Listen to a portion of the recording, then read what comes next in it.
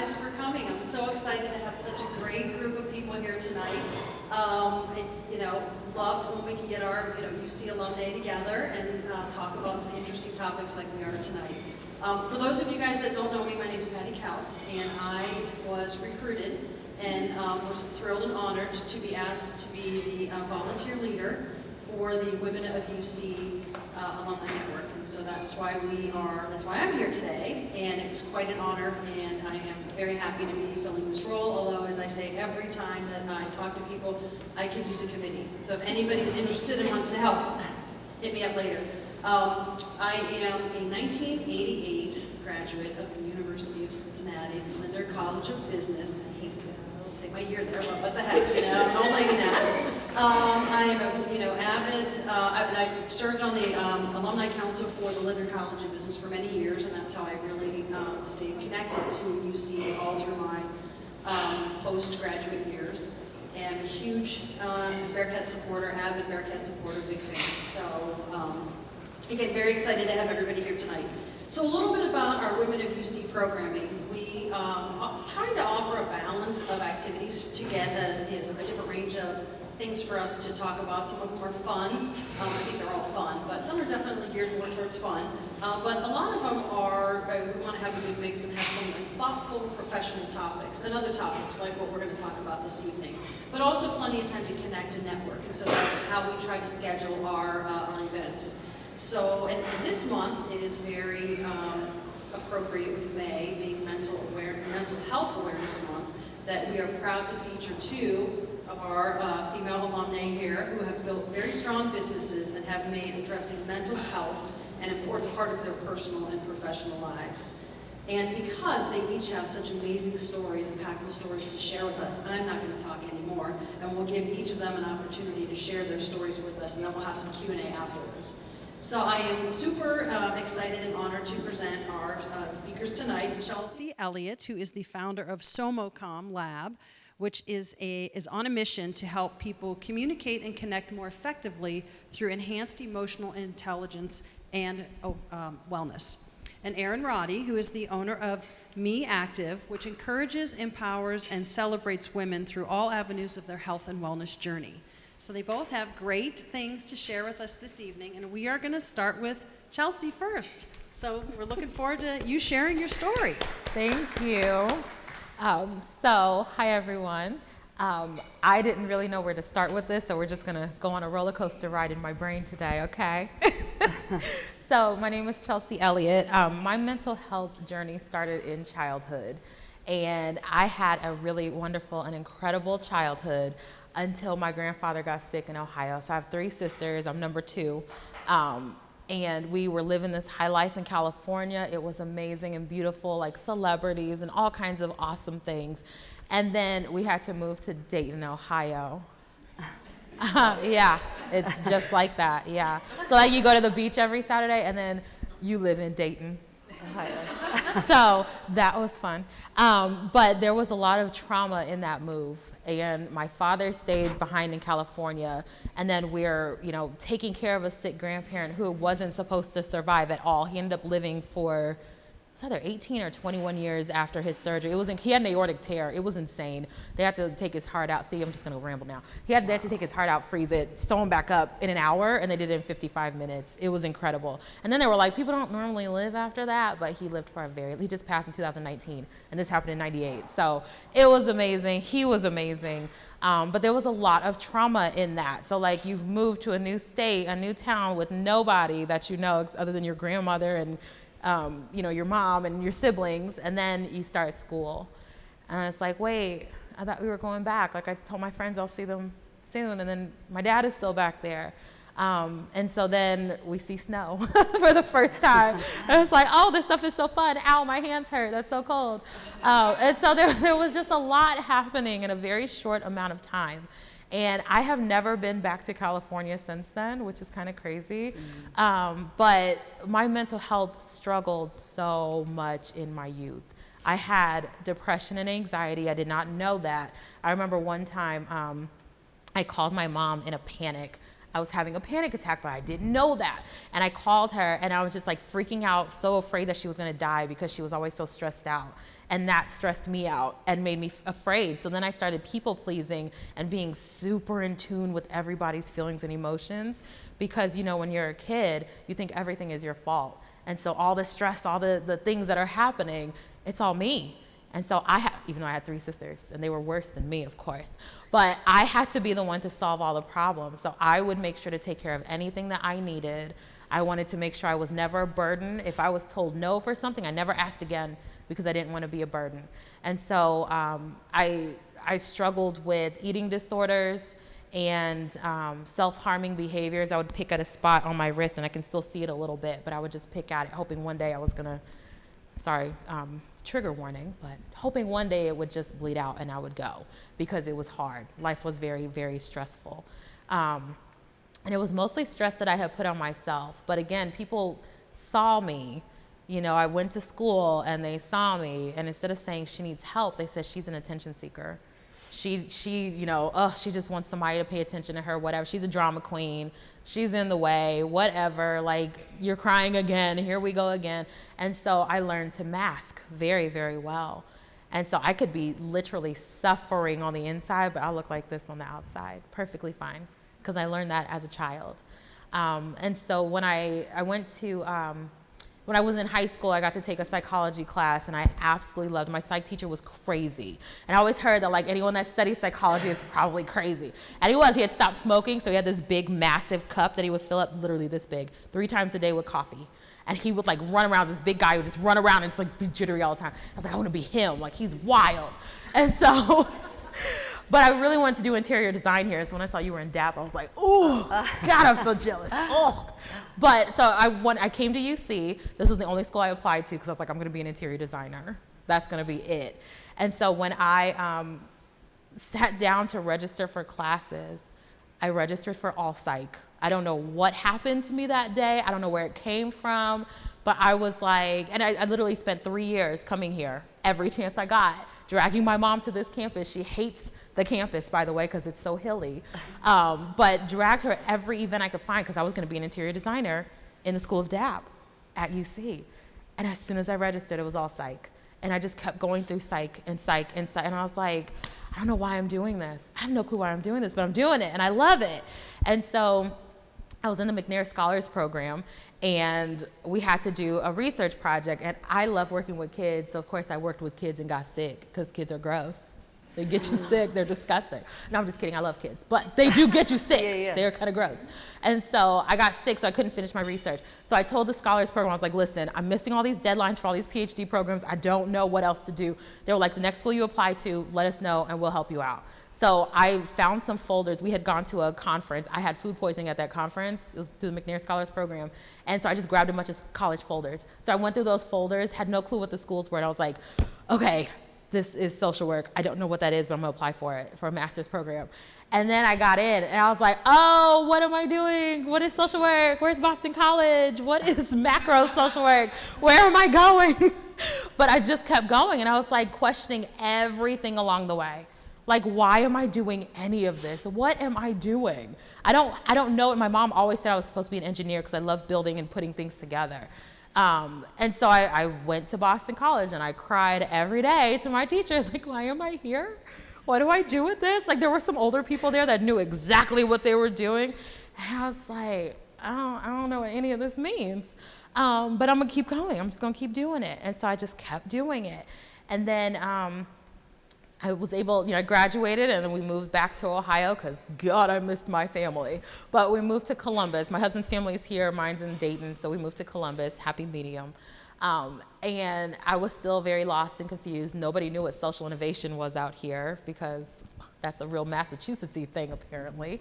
And so I was just like wandering around, like I have this whole master's degree and nobody can use it. I don't know what I'm doing with it.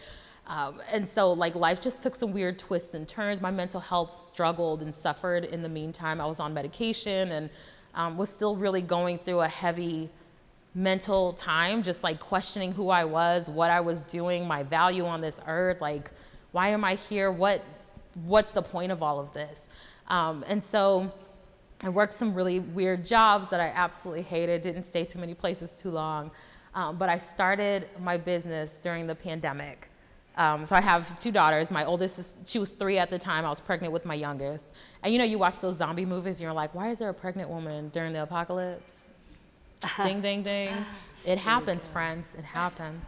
So we took her out of school and I stayed home from work. There were 5 of us in our office that were pregnant, by the way. It was super weird. They were like, it's something in the water. It's got to be in the water. So I was like, me and the lady that I shared an office with, we both were pregnant. And we were like, we're going to stay home and we'll come back when things calm down. And we never did go back. So I'm being super mom, working a full-time job and, trying to do some other things. My husband's working from home finally in the basement. So it's me and my child and I'm pregnant and I'm just doing all the things. And then every single Friday, I would cry uncontrollably every Friday. No joke, like I could not stop. I'd be in Zoom meetings and I'm just like, yeah, I'm good. And it's just going, nonstop. Very unhealthy, not good at all. I was not checking in with myself because I had to make sure everybody else was okay, right? That's what I do. That's what I always did. And so I wrote a book for my daughter when she was 3. And it's called Natalie the Monster Slayer, and it's about her being brave even though she's scared. So finding bravery in that fear. And I didn't realize, like as I talk about the book, I had no intention of writing it this way, but there's 14 emotions in it, and it takes kids through the stages of fear and what it looks like for them, and fight, flight, freeze, fawn, and analyzing things, being a little anxious, and then finally finding that bravery in yourself. And after I wrote that one, I wrote another one about anger, because she and I played a lot of games together and she's my little twin. She don't look anything like me, but she acts just like me. We don't like to lose, and so we're both sore losers. So I said, okay, mommy's gonna write a book. We're gonna get this together. And so I wrote a book, Natalie's Not So Fun Playdate, about her and her best friend playing tic-tac-toe, and she loses, and so she goes through all these self-regulation activities. So as I'm writing these things, I'm like, I really love doing this. I've always loved working with kids. I've always loved doing this kind of stuff, but this is just for my little people. This is for my house. And then I was like, I'll just make a little card game to go with this to teach kids about their feelings. It'll just be something real simple. I could not stop thinking about it. It was such a clear vision of what it should look like that I went on Amazon and was like, have I seen this before, or is this something random? And so mine is all during the pandemic. I just finished a program at Cornell during my maternity leave after having my youngest daughter. I have ADHD real bad, so I can't stop doing. So I just kept doing, but I was suffering and struggling in the meantime. So I made this card deck, and then the deck turned into a game, and the game turned into a company. And now I get to teach people about feelings and emotions all day, every day. And it's my favorite thing in the world. But I use so much of my life experience because sometimes, people tell you things in theory, but I live this every day. I still struggle sometimes. It's real. It was a big part of my life. It's always been a big part of my life. And I don't take for granted anything I've been through. Now I can see all the random weird things that happen to me. I get to help other kids know, you're going to be okay. You've been through this thing. I've been through it too. And you're going to be okay. You have somebody that's not calling you out or making fun of you or, saying that you're a problem child because you have these traumas. You have an advocate. And so I get to go into schools. I get to talk to educators. I get to talk to parents and say, it's okay for them to have feelings. This is what you deserved too when you were younger. You absolutely needed to have somebody care about you. They need that too. So I also love to give people space and have conversations like this so that we all can see that we're not alone in anything that we're feeling. I went through postpartum anxiety really bad when I was pregnant with my oldest.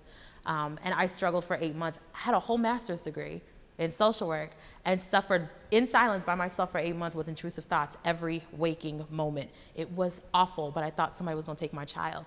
As soon as I said it to somebody, they were like, oh, when that happens to me, my therapist told me, and I was like, wait, you've talked about this and you're fine? This is what this looks like? There's a name for it? And I was able to get the help that I needed. And so it's so important for us to have these conversations and to make sure that we're not isolating ourselves in those moments when we really want to isolate.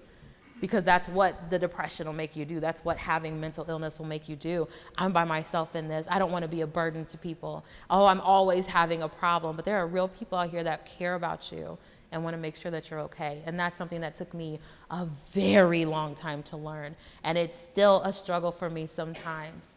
And I have some amazing and incredible friends that I know I can call at any time of any day. And I love to be that friend and that support to other people too. So I think, 12 minutes. Okay. That is my story.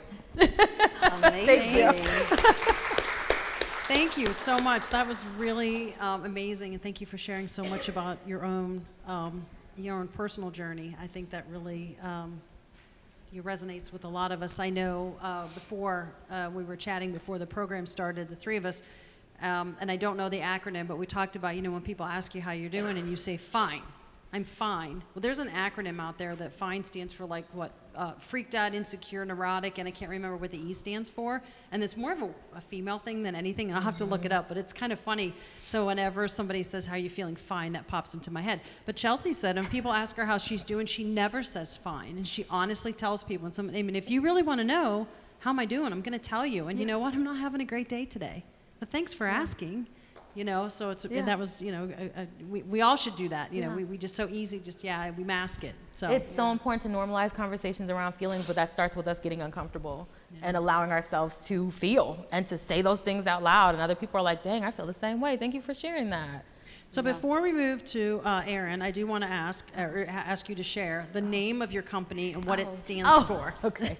So my company is SomoCom Lab. It's the Social Emotional Communication Lab. So I smash those words together, made up word. I love it. Yeah.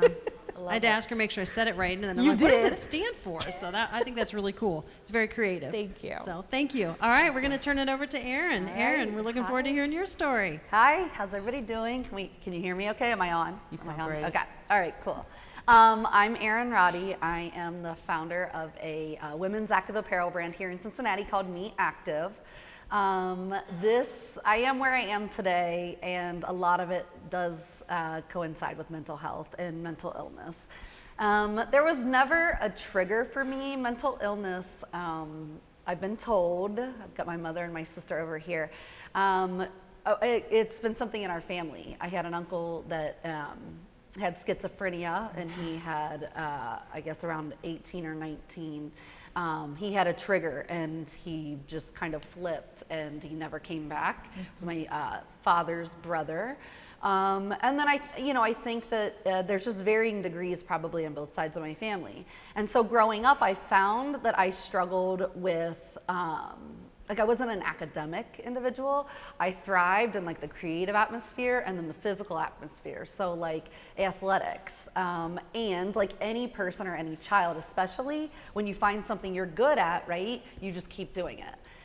So as a child, we found out that I was a pretty good athlete. I started playing basketball, actually with boys basketball, for 3 or 4 years before they offered it to girls.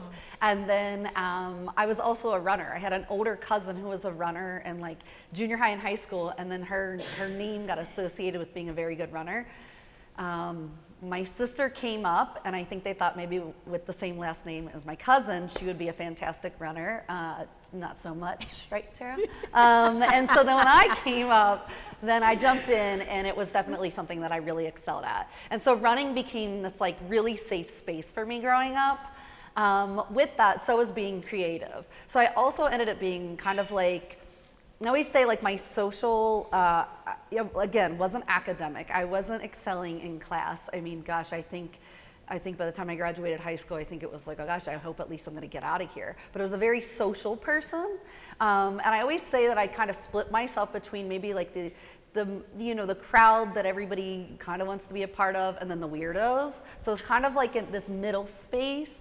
But I was always feeling very insecure with who I was, right? There was this box that you're supposed to fit in. You're supposed to go to high school, and you're supposed to, have a really strong group of friends. And you're supposed to plan, right? What do you do after high school? You go to college. And then once you go to college, you probably start working on a career, and then maybe you find a life partner, and then you have kids, and we've got all these checklists that the world has kind of told us to do. Well, I approached high school, and I, again, wasn't doing anything academically, but I was excelling in sports. However, what I think I found in hindsighting it as an adult, I'm able to identify that I think there was a lot of pressure. It really came from myself and within, because I was good at this sport, or because people liked me because I was creative. I found that I was putting a lot of pressure on myself to like be more of whatever that was, which didn't necessarily feel genuine to me. I ended up being that girl in high school that I remember my sophomore year of high school going to Lazarus and getting my very first prom dress, and I brought it home, and it was like this polyester silk taffeta pink with like this black tulle overlay, and I got it home, and it was really edgy. I think this will like tell you a little bit about what I think I had these two personalities, very edgy, and I was like, I'm gonna be this edgy girl, wear gym shoes to the prom. I got it home and I looked at it and I was like, you know what, no, I wanted to have pink and purple tulle on top. So I literally, I probably saved up a ton of money from busing at whatever, I don't know, Skyline I was working at the time. And I'm taking it apart in my bedroom. And my mom comes up and she opens the door and she's like, what did you do? And I'm like, well, I wanted to change out the tulle. I need to go to Joann Fabrics. So, fast forward, I had this wonderful grandmother who, she was a seamstress her whole life. She sat down with me. I remember she had lived with my aunt at the time, in the basement, and the tulle was literally stretched out like 20 yards. And I'm like hand sewing it. And so she came down and she worked with me. Long story longer, I ended up being that person that just loved to sew stuff. I was like locking myself in the room. I was taking pieces of fabric and like adding it to my jeans and then making the purse, right? So it's like, oh, I've got cuffs that are floral on my jeans that match my purse. But again, not academic, and I really wasn't seeing anything farther into the future. So come graduation time, I started to really suffer, and I think I started to really withdraw from I stopped sports altogether by sophomore year. I think I was still doing I remember making the decision junior year, like I'm not doing anything. I started to pull back from my girlfriends a lot, and by the time I graduated high school, I was just working jobs. All of my friends are graduating. I've got a handful going to Miami University and the University of Cincinnati and OSU and, OU. And I was kind of like, now what? Like, what am I and who am I? I really fell into an extreme, deep state of depression. And I think with this experience, hindsight, it's easy to say my personality was very up and down. And it still is. But you don't identify that until you really start to see some extremes in your life. And so unfortunately, I would go into these deep states of depression, and I would have a lot of suicidal ideations and tendencies. My friends had left to go to college, and here I am. I think I was pushing a cart around, filing mortgages at I think it was Fifth Third Bank in Queensgate, and then I was working on the weekends, I don't know if it was Skyline or Applebee's, and I had no self-worth. I really was like, who am I and what am I doing with my life? And if you're familiar with anybody with an eating disorder or that might want to have self-pain inflicted, it's kind of about control. And so what I found was, now this is where it gets really muddy with running, but I decided to run and train for the Flying Pig in Cincinnati. And this was my first marathon. However, the intentions of it were not so good. The intentions were control. The intentions were I was running to and from the gym. And then I'd get to the gym and I'd run another 10 miles on the treadmill. And then I'd swim. And then I'd run home. And I was counting my calories. I still couldn't see farther than next week. I also kind of got caught up a little bit in the cosmetic industry. I had a friend who had me as a cashier at MAC Cosmetics in I think Lazarus, which is Macy's. If anybody doesn't know what that is, it's Macy's. And so what ended up happening was I made it to the Flying Pig with all the wrong reasons.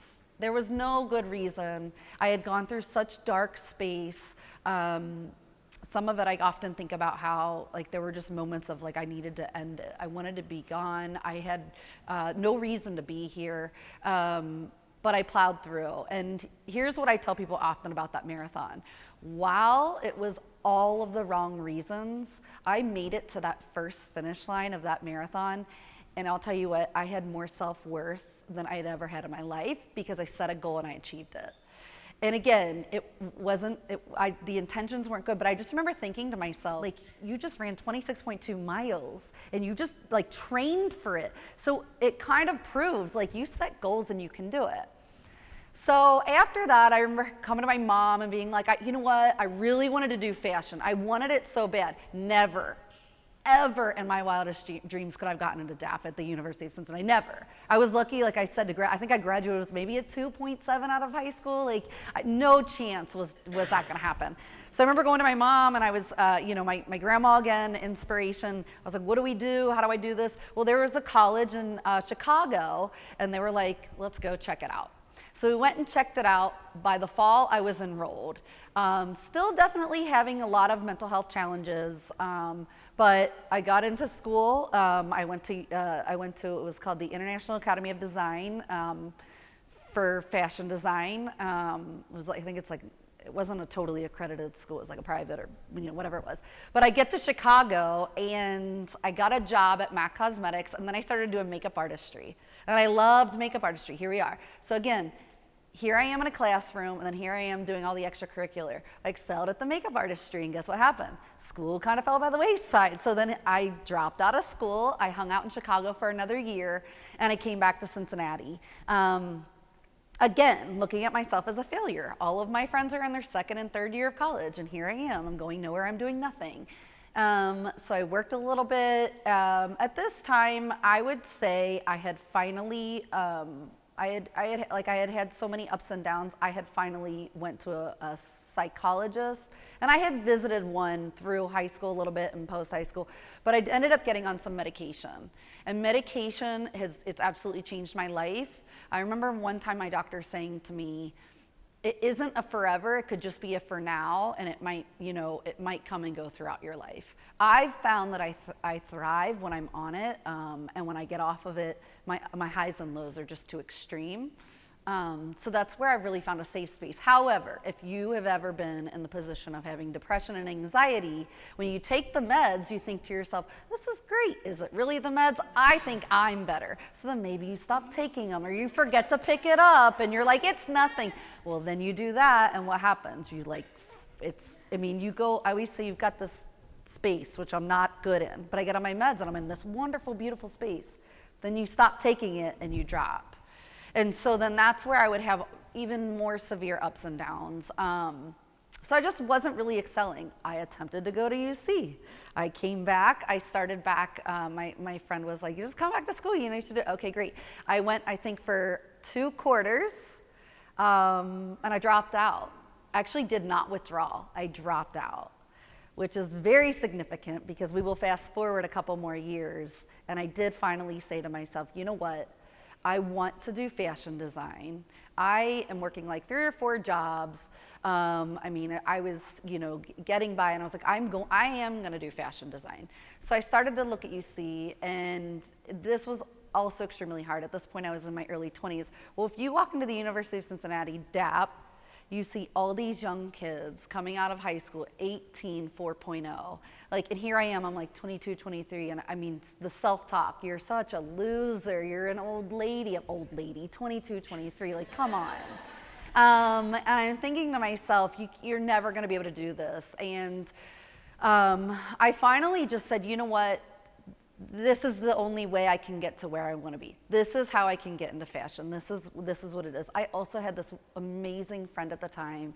He was actually getting ready to graduate out of DAAP in graphic, and he was like, Erin, you have to do it. You've always wanted to do this, you got to do it. So at this point, I felt like I had a pretty strong hold on my mental health and the ups and downs. I enter back to UC, I go in, and I went in at fine arts, and my goal was to get the grades up and then go in and hopefully get into fashion design. I come back, I'm 1 quarter into it, I meet with a counselor, and I'm thinking, I got a 4.0, I took 5 or 6 classes, I'm doing it all. And he's like, actually, you got a 2.1, and I was like, how? well, this is where those 5 or 4 classes I took I didn't register. So I started to do the things to then grade replace. Long story short, 2 years later, I'll never forget it. I was sitting in a computer lab here on campus, and I had applied for the fashion design school. After I did my first year of getting my grades up, then second year I got into fine arts, which is fantastic because I loved fine arts. And then I remember getting the acceptance letter to fashion, which was just, I mean, it was like, I know, I think I called my mom, I came out and I was like, I'm going to be in fashion. So really, really cool opportunity. I went through DAAP. If you know anything about the program, you get at the time I think it was 5 or 6 internships, so we were on quarters.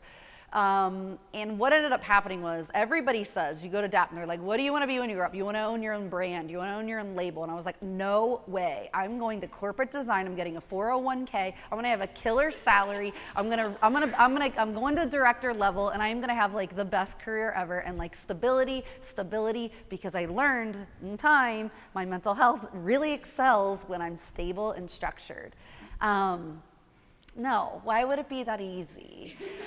I go and I get this internship at La Senza, which was the Canadian sister of Victoria's Secret, and it was up in Columbus, Ohio. And then I ended up doing an internship at American Eagle, which ended up being in New York. And my senior year at DAAP, the designer that I interned for in Columbus calls me. It was like January before I was graduating, and she calls me and says, you know, I loved you as an intern. I actually have a job. I just got a new job. I'm at American Eagle where you just were last month. She was like, you graduate in 3 months. Will you come and work for me in New York?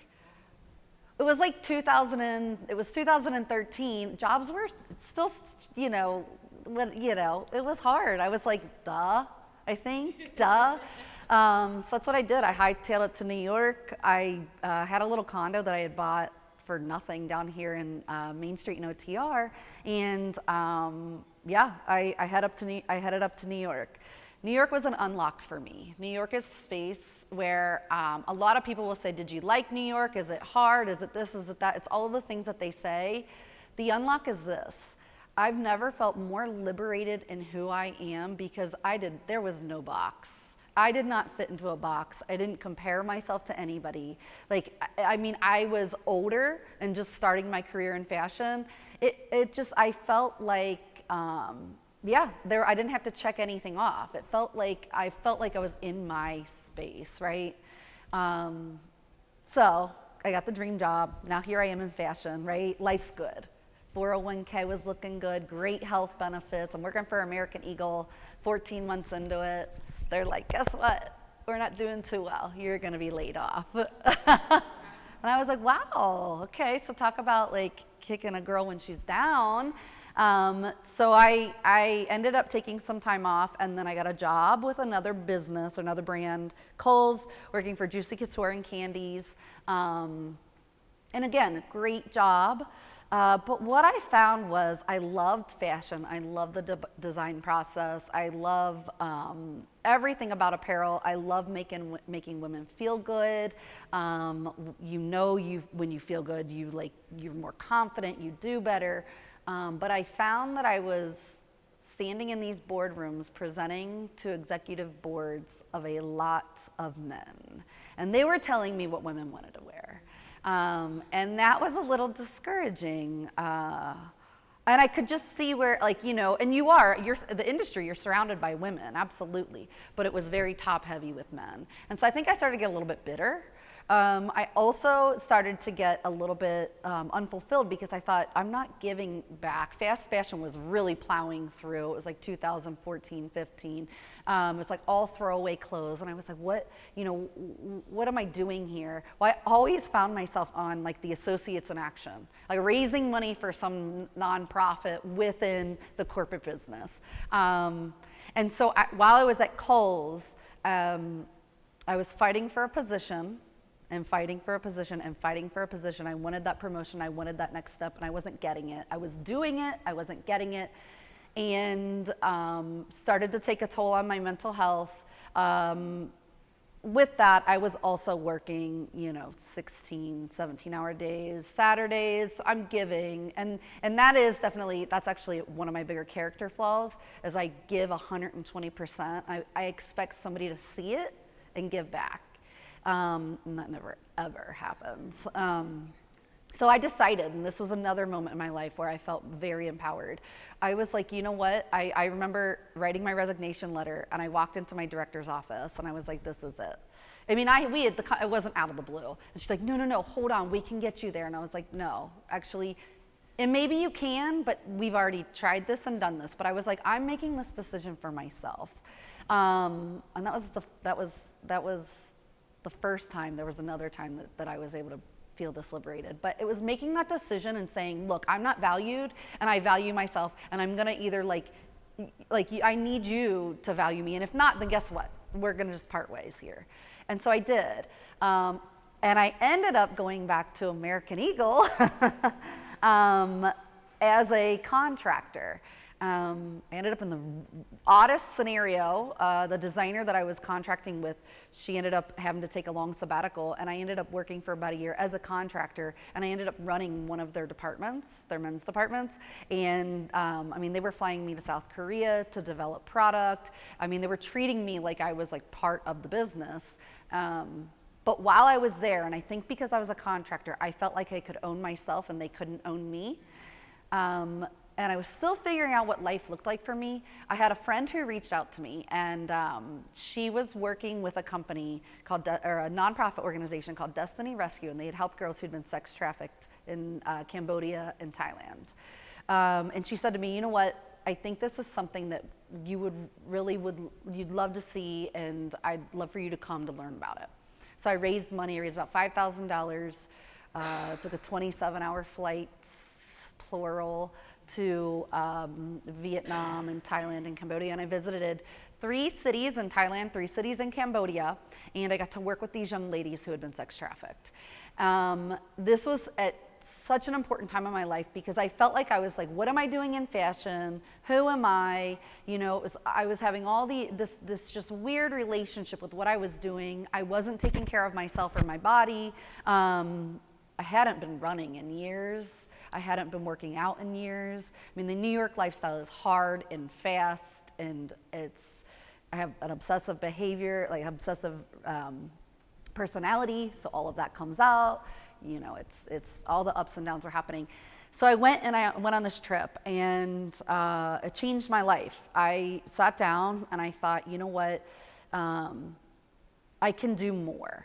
And while I was there was a business called Atlan Denim, and they had actually started a factory. It was a denim brand. It's an Australian denim brand. I think they still sell in Nordstrom or a couple places, but they started it to give these young ladies jobs so that they could get skills. Because once you rescue them, I never rescued anybody. We just went and we engaged with them. We learned about the organization, and you got to give them skills, right? Like if not, they will go absolutely back into prostitution. Like that's the skill they learned. That's how they know how to make money. So this company I was like, this is a fashion brand, and I was like, okay, wait, I can do more. I can do better.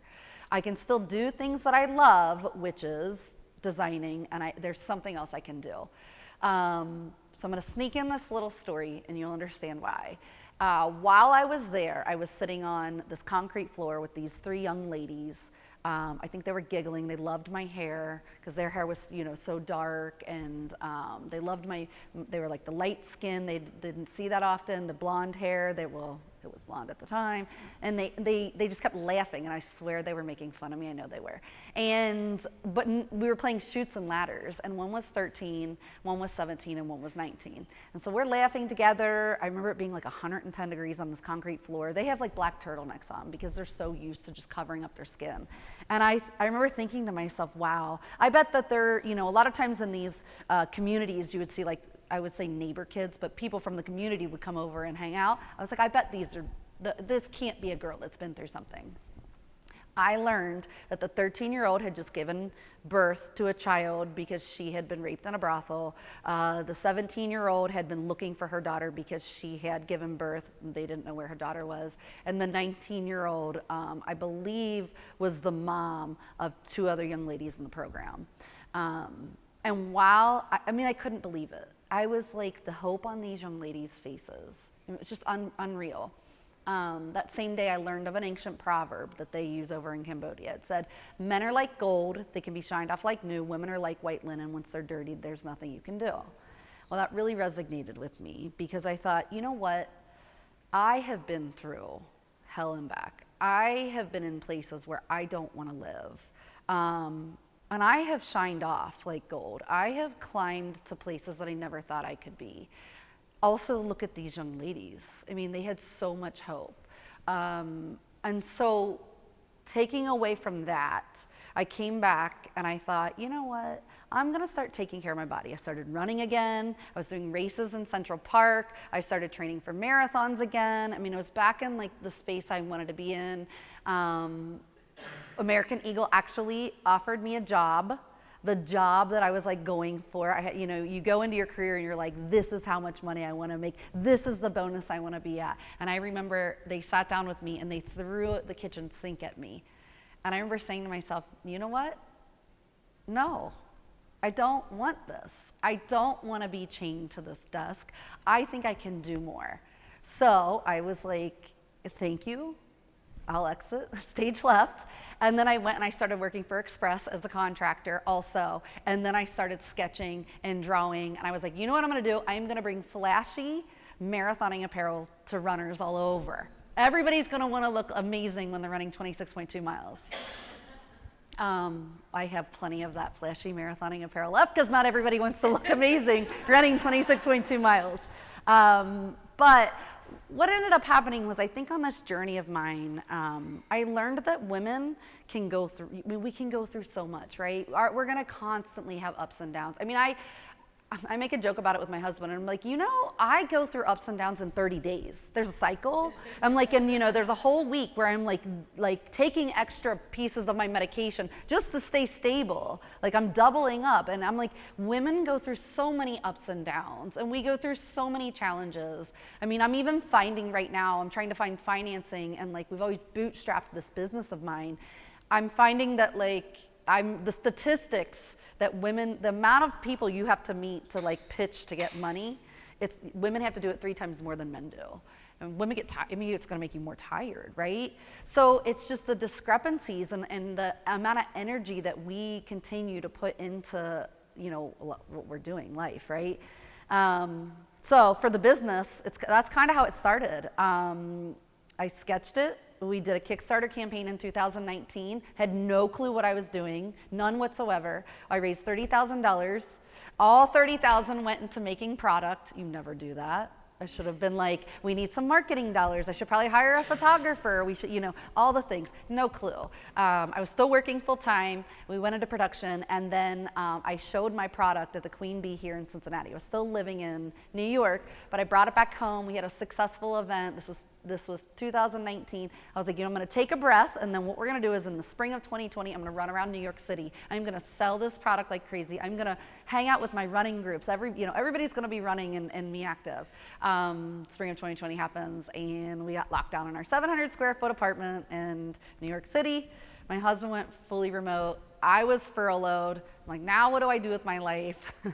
And again, had to deal with the mental health issues in that time. Just like everybody else, it was a very hard time. That's when we decided to leave New York. I came back home to Cincinnati, and that was when I made the decision, like, this is what we're gonna do. We're gonna try and do this business. And we're gonna give back a piece of our business, a portion of our profits to female empowering nonprofit organizations. By the way, originally I was gonna give back 100% of my profits to female empowering nonprofit organizations. Apparently you can't run a business that way. You can't do it.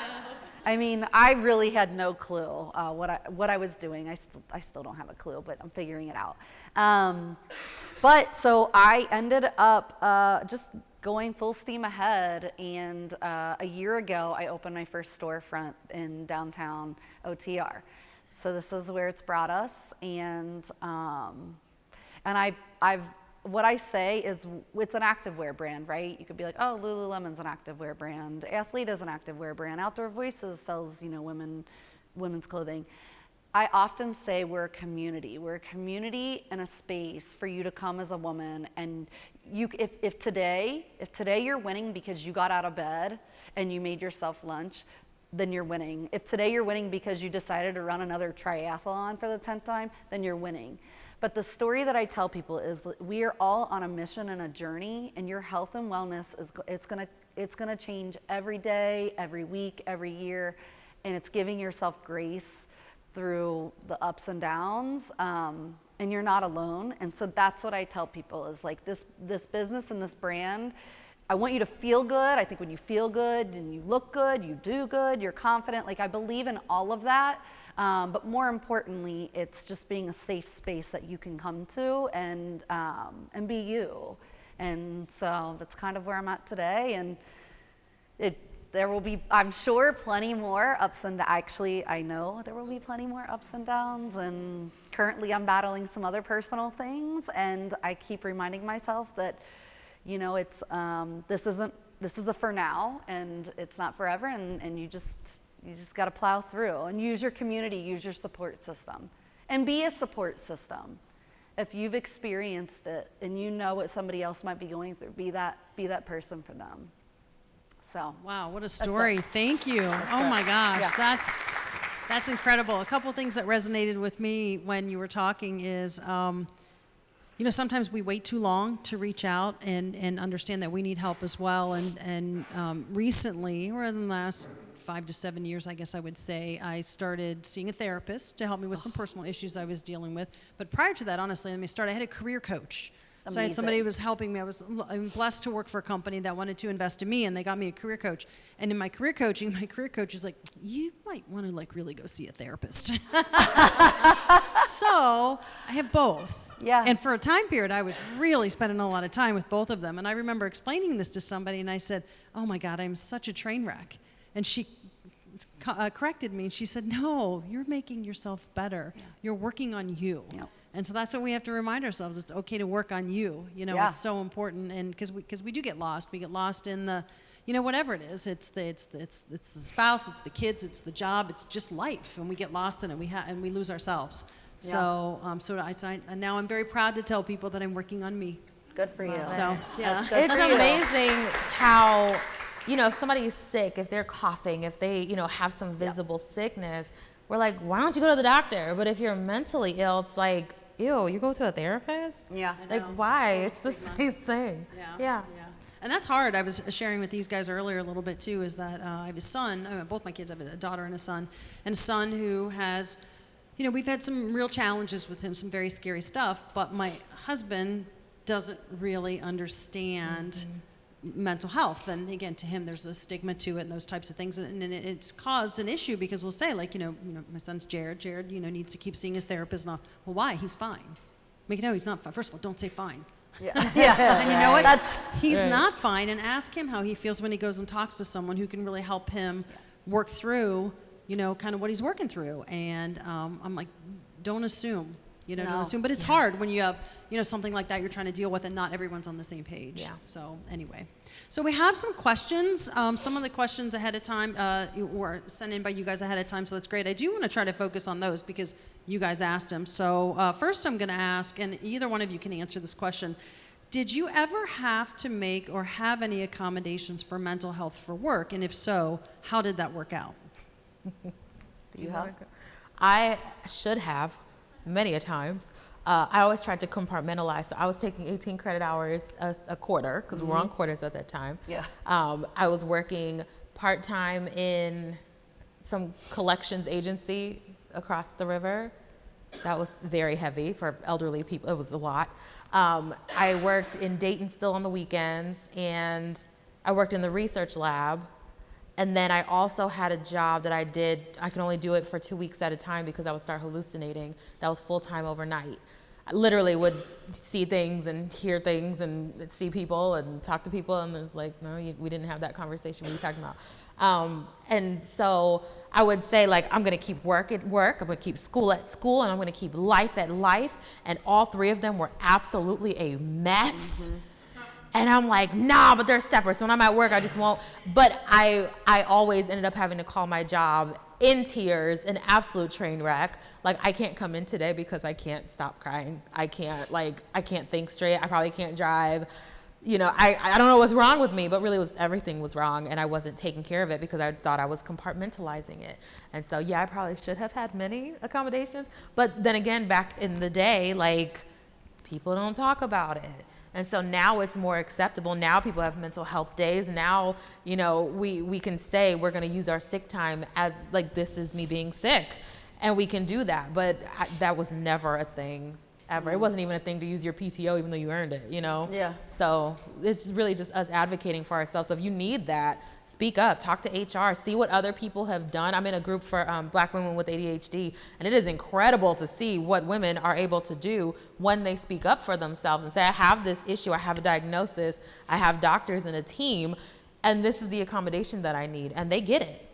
So you can ask for it for sure.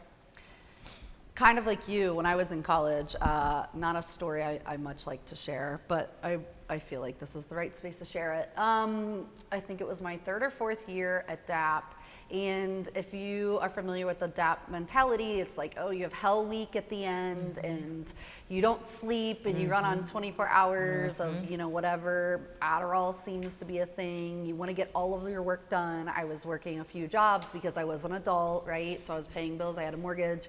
And now, hindsight, I'm like, now I have some interns that work for me, and I like to level set with them. But I was running myself so ragged that an incident had happened where I had completely made something up, and then there was a lot of paranoia that started to creep out.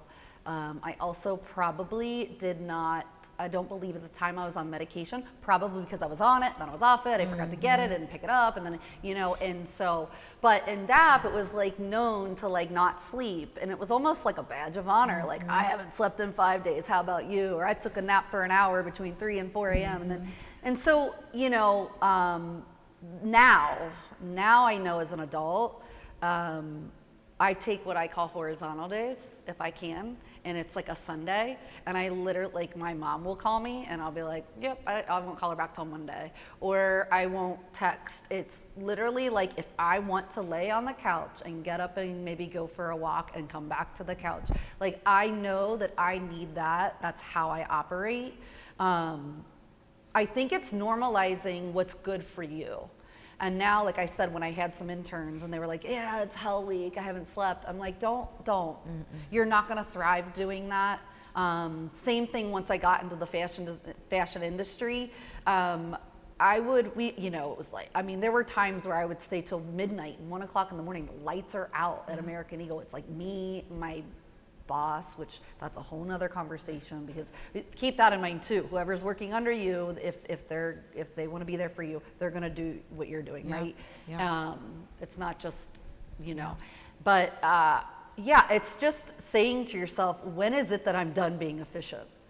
And that's how I would feel. And now I feel it. Like, as an example today, full transparency, so my motto is get comfortable with being uncomfortable. So when somebody asks me to do something like this, I go, yes.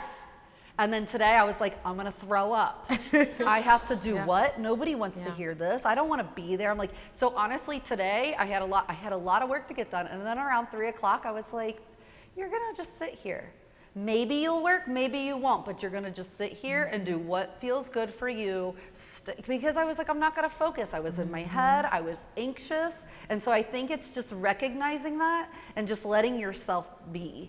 So it's really just getting to know yourself. But I think, especially with work, roll it up, whoever's above you, say, I need to take some time off. Or you're not getting what you're paying for right now because I can't give you, you know, I need the rest, I need the break. So I think that's kind of the takeaway. Thank you. That's great. I will add to that, even though I'm not supposed to, but I love to talk and share as well. But I am, and this is, don't do the awe when I say this. I don't think I'm a very good mother. I don't think I was ever a very good mother, although my kids would say I was great. So I'm so self-critical. But the one thing that my daughter, when she was younger, probably middle school, which is such a hard time. Yeah. I mean, that's the worst. Very Junior high, hard. that's just the absolute worst. And I would let her stay home from school, and I would call school, and they said, "Why is she not coming today?" I said, "Because she needs a break. She needs a mental health That's day." amazing. And here I am all these years later recognizing it's like, wow, I had some insight into that. Yeah. Because she just was like, and she can't do it. I mean, it was just too much for her. She's a delicate flower, my little sweetheart. But anyway, That's she's a great amazing, girl. though. She's unbelievable now. They're starting to let kids do that She's now. all unbelievable. She always has been, as is my son. But she was the one at her young age to stand up, and she would say to me, "I can't do this. I can't do this today. I need a break." And I didn't say she was sick. I said she needs a mental health day. Yeah. So interesting. The other question that we did get from the audience ahead of time, which is kind of related to what we were just talking about in here, I lost it. So because I wonder about like Hell Week. I mean, I heard about that. I was in the Yeah. business school, but I remember them talking about it at DAAP. And also you think about, I just finished reading a book called The Busy Brain Cure by Dr. Romy, and I'm not going to be able to say her last name properly, but she was a brain doctor, and totally, anyway, great book, because the point in the book is how, when she was doing her residency and all those types of things, just how awful that is for anybody. And, why do we do that? So it's sort of connected like to this next question, and I just thought, here it is. Do you have any advice on how to implement mental health and wellness activities in a college classroom?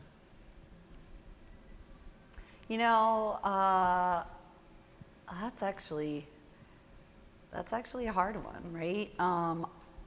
I think it goes back to knowing. When you're a student, I feel like you don't have, I'll speak for myself. As a student, I feel like I am on that professor's timeline, or who am I to speak up and be like, this isn't working for me, right? And if every student says that, how's that gonna go? But I think ultimately, it's giving yourself the grace. And if you do need to go to your professor and say something, I think that that's perfectly okay. I think the most important thing is being your own advocate, because nobody else, you were an advocate for your daughter, which I think that's fantastic, because sometimes we don't speak up for ourselves. But keep that in mind. Like, be your own advocate, and don't gaslight yourself. Don't say, Joe over here, he can manage whatever. And like, you say to yourself, this is me, this is my story. If you're hitting a breaking point, be your own advocate. Only you know you. And I think that's the best thing I could say about a classroom, other than if you're like in charge of the classroom. I'd like to hope that maybe they're looking at it a little bit different nowadays.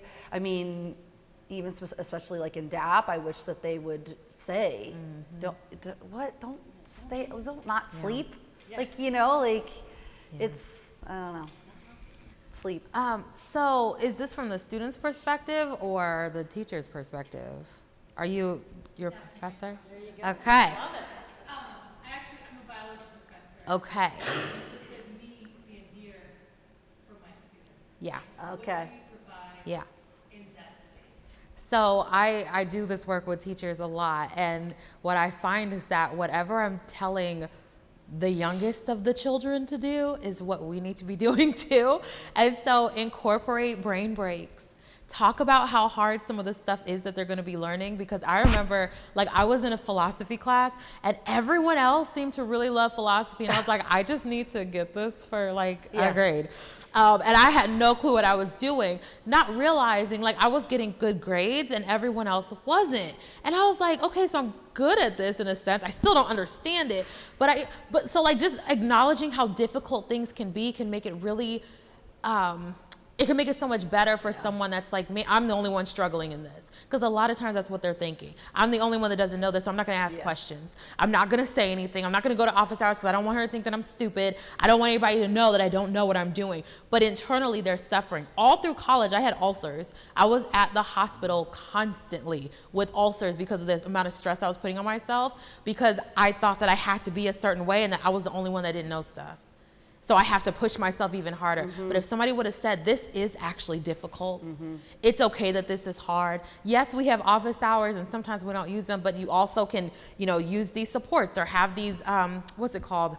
Groups, study groups. Yeah. I know that there was a study that showed that students that work in study groups do better. Like, who would have thunk? But it's something so simple that we can do. And sometimes it's if you see a student who's struggling or who's sitting in the back of the classroom, approach them. Get to know them a little bit. And you don't have to say, I think you're depressed. You want to go talk? Don't do that, because that's weird. But definitely get to know them and let them know, I am a support person here for you. You have an advocate if you need it. And so just being present, acknowledging things, again, normalizing those conversations, saying this stuff is hard. This is going to be a challenge for some of you, and that's okay. We have these things in place. But establishing that initially, putting that in the syllabus so they can remember it and read it, sending out emails and sending out those reminders, setting out brain breaks. Like, hey, I found this one I think would be really great for you guys to use before you study. Like, just making it as part of your curriculum and the lessons that you're giving. So I was going to ask the audience if anybody had additional questions next, and we have someone who does have a question. I had something for this. So one of my professors, I was a biology major at UC, she forced us to all come to an office hour. We had to schedule time. Oh, nice. And at first, everybody kind of hates that. But it was for her to make a connection with us so that she could ask us, how are you doing? Like, are you looking for anything? Is there anything I can clear up? Have you had any issues? But she forced us, and it was for points. Like, we had to go to this thing. She was like, I would drop your grade if you don't come to this. Good incentive. So, she used a fear tactic, I won't lie, but it was highly effective. Because we all went, and then she would use that time to be like, so what are you struggling with? What can we talk about? How are you doing? Hey, let's look at your grades. Do you have any questions about what we did? I really liked that. I only had one professor that did that, but I really liked it. That's a good incentive. It is great to ask people, how are you doing? Yeah. How are you doing? Does anyone else have a question? Because we did have some canned questions, but the stories were great, and I'm just paying attention to our time. So we do have another question. I'll say, I know we had a question earlier. So I know you both dealt with some kind of, you brought up masking, but I also heard that you kind of dealt with that too, like where you immediately say yes to whatever somebody asks you and you deal with it later. How are you dealing with that now? Like, how do you deal with masking? Are you over it? Can you filter it a little bit, or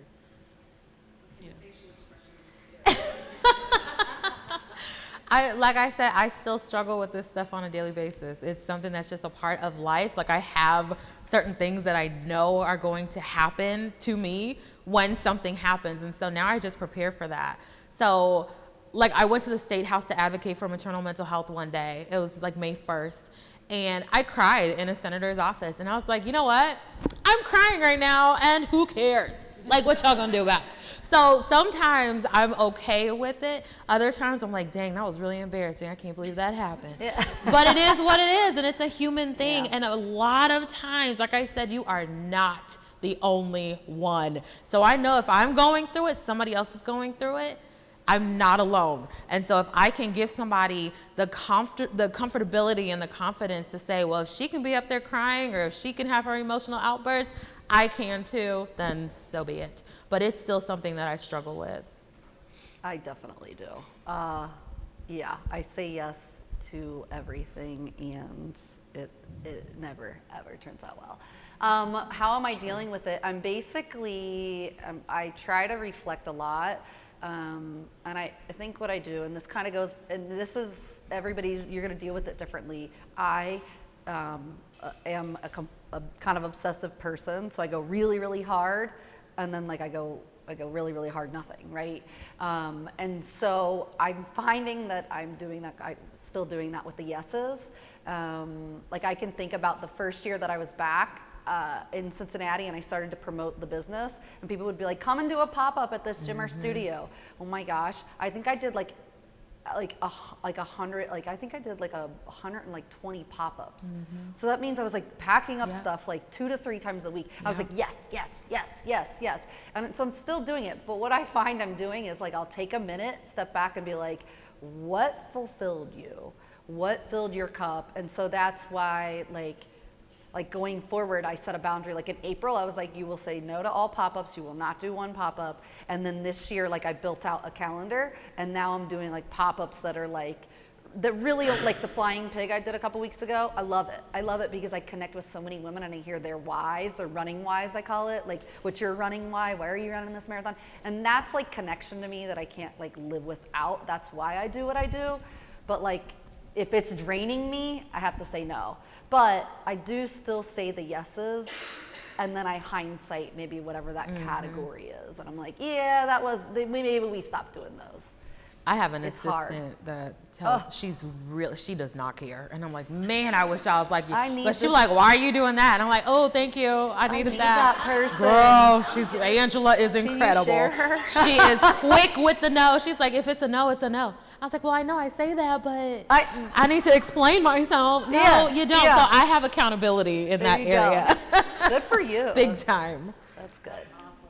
That is awesome. Does anyone else have a question? We have one more question. So I have a question because, you know, if we're interfacing with you and we're empathetic to what you're going through, what's the best way to show that, approach you without necessarily triggering you also? How do we have that balance without, you know, I had a friend of mine who had a son who was going through some really hard stuff, and he asked me the same thing. I don't know the answer to that. I remember when I was in my darkest places, and I don't know, maybe my mom knows the answer to this, but she would ask me, and I would bite her head off. Leave me alone. I don't want anything from you. Now, hindsight, I'm thankful that she asked that, right? That's how I knew she cared, but my reaction was to reject her, I was angry. It's your fault. I think it depends on who it is. Unfortunately, the people closest to us and the most supportive, they get beat up the most. And I think if it's somebody that's close to you, I think it's just being consistent and being patient. Sooner or later, they're gonna come. I believe they'll come around. And I think I did. I think sooner or later, I stopped and I was like, okay, they actually do care and they wanna take care of me and they're not out to get me. But that is definitely very hard. That's a hard one. So somebody, well, Yeah. we'll see. Yeah. So somebody had mentioned something earlier about grief, and so I wanted to address both of those together. So a lot of times when, someone has a loss or something that is a major trigger for them, you talking about it isn't going to automatically pop it in their head because they're already thinking about it. And so you bringing awareness to the fact that you care and that you're present for them matters so much. And yeah, they might cry. They might, oh my goodness, it's not gonna be like, you just put this thought back in my head. How dare you? It's like, yes, this is something that I've been thinking about and I finally have a safe person and a safe space to let it out. And so just your presence, because people are really awkward with grief and with birth. Oh yeah. When somebody passes away and when a baby is born, people don't know what to do. They say weird things, right? And it just happens. But it's important to just be present. If you are genuinely checking in because you have a good relationship with that person, they're going to understand your intention and they're going to be grateful for that. Their reaction and response might be, it could come off harsh, like she was saying. But again, it just depends on the context. It depends on, the actual situation. But your genuine care in that moment is what matters, and your presence. You don't even have to say anything. You don't have to do anything. Yeah. We always want to I have to fix this. You don't have to do that. You can just be present. That presence means everything. Some people want, a light tap on the shoulder or a hug. Some just want you to be there. Ask them. Ask, yeah. Just ask, what do you need from me in this moment? How can I support you right now? I'm sorry that brought out such heavy emotions in you, but how can I be here for you right now? And it could just be, just stand right there. You're welcome. Anyone else before we wrap up? Well, got a couple more questions. Do you need the Please. mic for the recording so you can hear the questions? Okay, all right. Hi, I have a kind of a fun question, right? So thinking about growing up and kind of finding yourself and reflecting on your life and going through that journey, I often think about my childhood self and what she would think of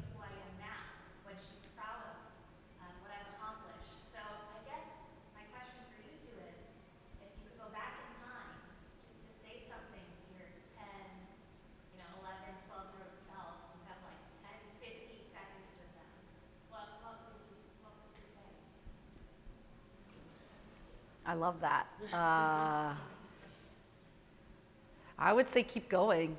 I would say fail more, and then get up and do it again, and then fail some more. I feel like adversity you're always going to overcome it, and you're going to learn from it and the experiences.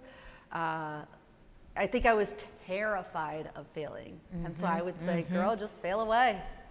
Yeah. That's what I would tell her. That's a good one. So I'm picturing myself like there's a vortex in my room at home, right? I'm my 10-year-old self sitting on the bed. I jump in real quick and I say, you're going to go through hell, but you're going to do it for a reason. Stick with it. And then I would run back through it. And that's what I would tell her. I love that this would be portal. it. Because if I had known all the things that I was going to go through, I probably would have just said, forget it. I struggled with suicidal ideation for 15 years. I would have just been like, forget it. If I had known when I started my business that it would have turned into what it is now, I would be like, there's no way I'm going to do. How? Where's that going to come from? Yep. So getting the little bite-sized pieces of everything has helped, and being able to reflect on those moments has helped. But I would tell her, you are going to go through it, but it's not for you. It's so you can save somebody else. So just go through it. You got this. No. Yeah. Thank you. Yeah, thank you. So I put mine in there and I can't remember exactly what the wording is. Okay.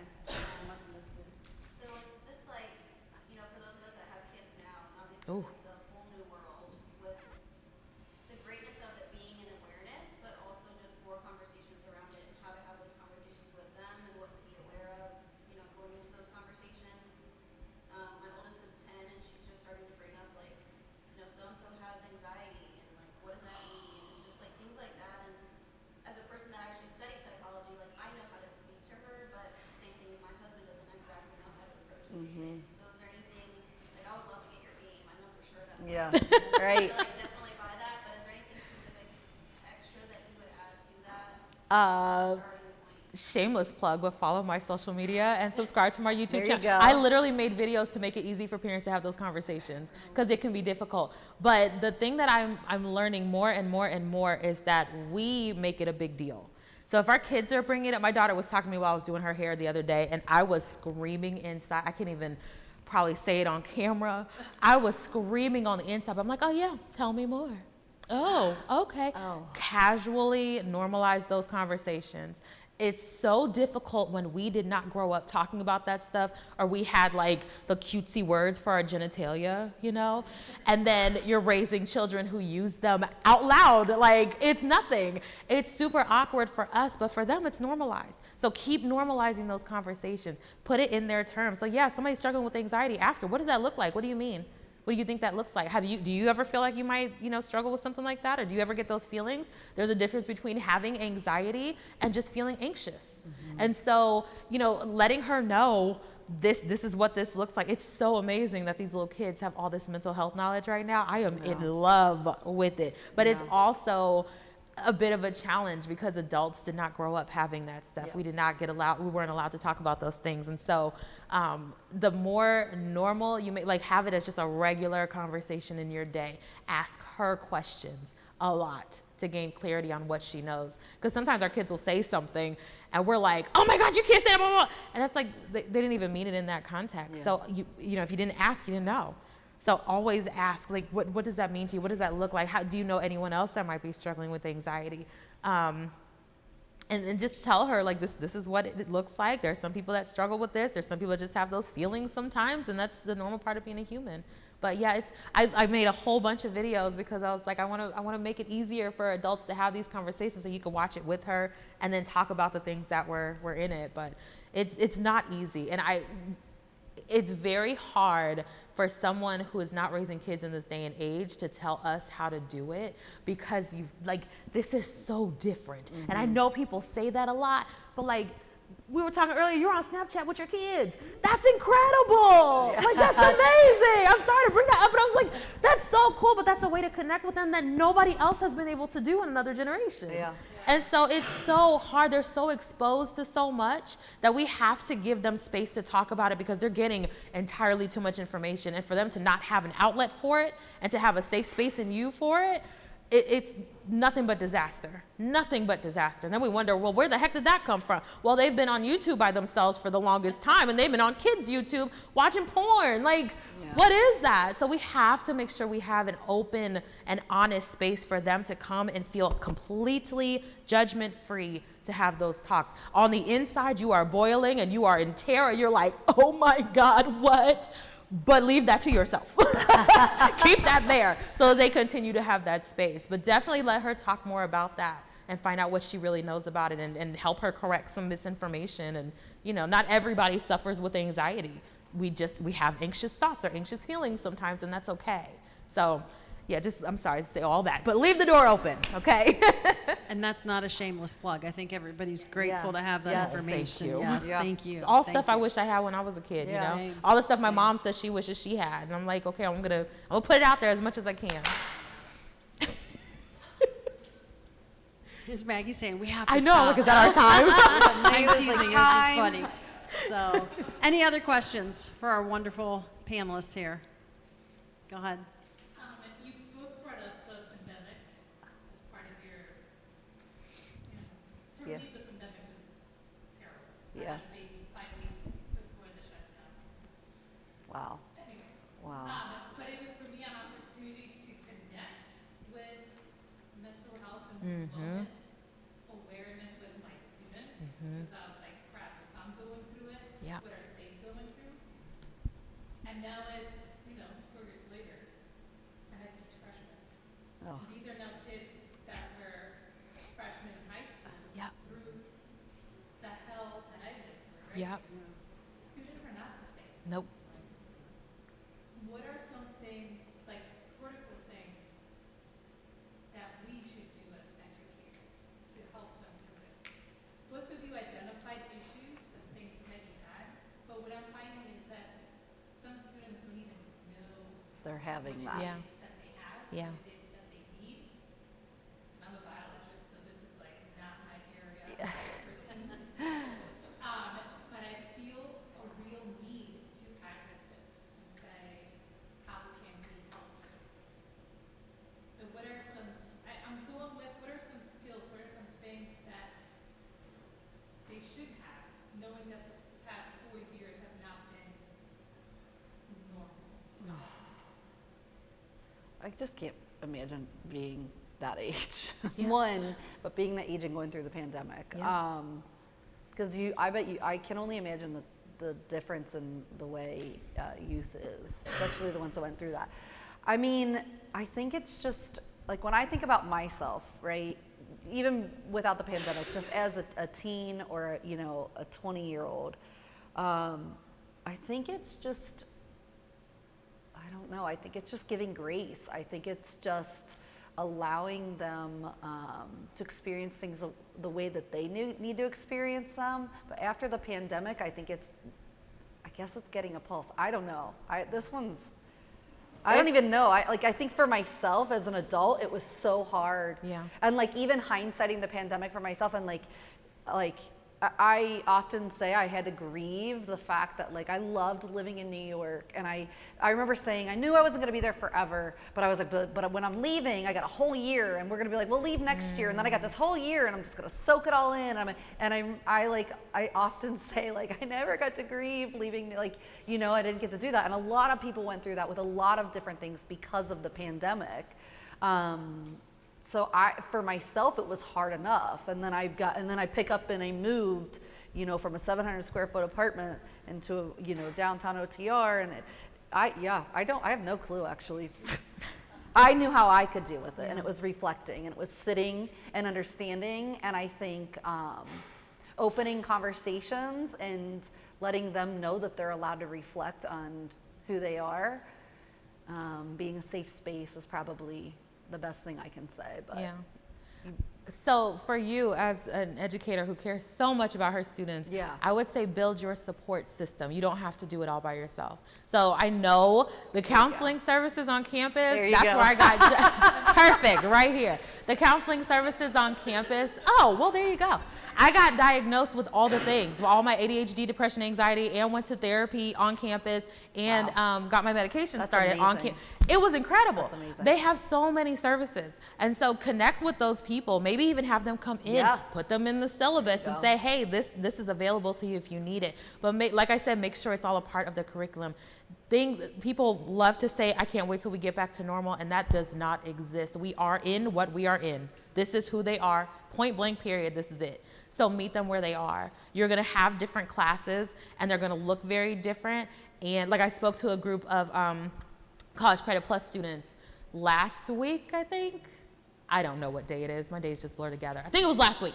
And the instructor was like, the class that we had last year was completely different than this class. They're getting a little bit better because they were a little more socialized, but the class I had last year wasn't. And so you're gonna have different classes and you're gonna see the differences in them, but meet them where they are. Like I said, get to know your students, get to know your class as a whole, the things that they went through. They all went through a collective trauma. And so they missed out on a lot of things. They had to grieve a lot of life that they didn't get to live. And that sticks with you. It stays with you.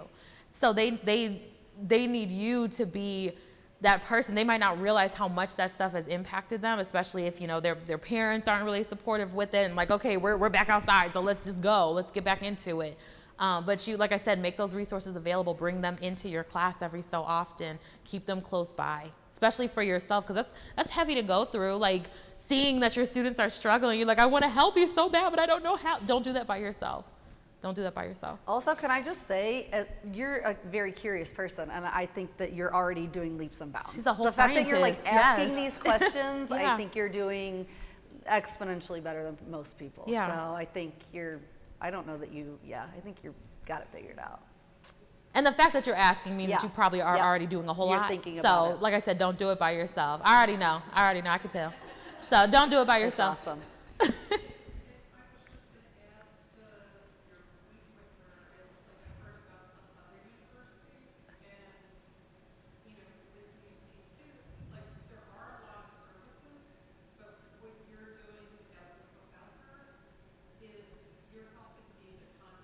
Yes. Because, a lot of schools and other places have services, and it's like, oh, we've got, anything you can ask for, anything you might need, but they don't know how to navigate the system Yeah. or put all the pieces together. And Yeah. fortunately, you were saying you were able to use those building blocks that were there, put them together to help yourself and get to a better place, but not everybody is able to do that and isn't necessarily in a place where they can navigate all those building blocks and everything that's around them and put them together. So Yeah. I think it's great that you're offering yourself up as somebody and being advocate for them.